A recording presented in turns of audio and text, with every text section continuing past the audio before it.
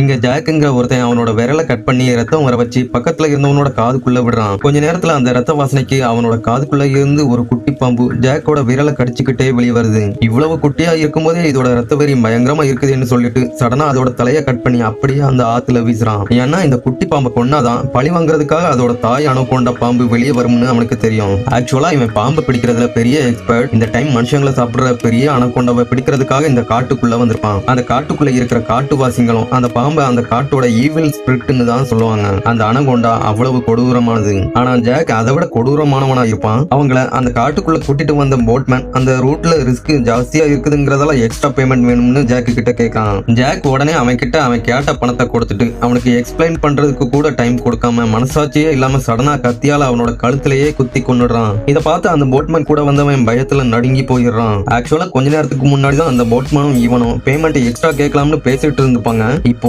அவனோட உயிரே போயிருது. அடுத்தது அவனோட தலையை கட் பண்ணி அந்த ஆத்துல வீசுறான். இத பார்த்ததும் அவன் பயத்துல உறைஞ்சி அப்படியே வாய் அடைச்சு போயிடுறான். அடுத்ததா ஜாக் அவனோட பாடியை அந்த ஆத்துல தூக்கி போடுறான். இப்போ அவனோட கால்கள் ரெண்டும் பயங்கரமா ஷேக் ஆகுது. அதுக்கப்புறமா அவன் கிட்ட வந்து உனக்கு இப்போ எக்ஸ்ட்ரா பேமெண்ட் வேணுமான்னு கேக்குறான். அவன் பதட்டத்துல வேண்டாம், நாம இங்க வந்த வேலையை பார்க்கலாம், காசு எல்லாம் எதுவும் வேண்டாம்னு சொல்லிடுறான். அதுக்கப்புறமா அவங்க எல்லாரும் அந்த காட்டுக்குள்ள அனகொண்டாவை பத்தி ஏதாவது தடயம் கிடைக்குதான்னு தேடி போறாங்க. அப்போ அங்க இருந்த ஒரு மரக்கலையில அனகொண்டாவோட எச்சிய பாக்குறான். உடனே இது ஒரு பெண் அனகொண்டாவோட எச்சி தான். இந்த ஸ்மெல்லுக்கு கண்டிப்பா நிறைய ஆண் அனகொண்டாக்கள் இங்க சீக்கிரம் வந்துரும்னு சொல்றான். அதுக்கப்புறம் கண்டிப்பா இது ஒரு முழுசா வளர்ந்த பெண் அனகொண்டாவோடது தான். இது ஒரே டைம்ல டஜன் கணக்குல இருக்க ஆண் அனகொண்டாக்கள் கூட சேரும்னு சொல்றான். இந்த விஷயம் ஜாக்குக்கு சரியான இடத்துக்கு தான் வந்திருக்கோம்னு உணர்த்துது. அவங்க மேப்பை ஃபாலோ பண்ணி போகும்போது அங்க ஒரு பெரிய பாம்பு சிலை இருக்குது. அதுதான் மனுஷங்களை திங்கிற பெரிய அனகொண்டா பாம்பு அங்க பக்கத்துல தான் இருக்குதுங்கிறதுக்கு அடையாளமா இருக்கும். அப்போ அங்க ஒரு அனகொண்டா பாம்போட சட்டை இருக்கிறத பார்த்து ஜாக்கோட எக்ஸைட்மெண்ட் இன்னும் அதிகமாகுது. அவன் கூட வந்தவங்க அங்க இருந்த ஒரு அனகொண்டா பாம்போட கூட்ட கவனிக்கிறாங்க.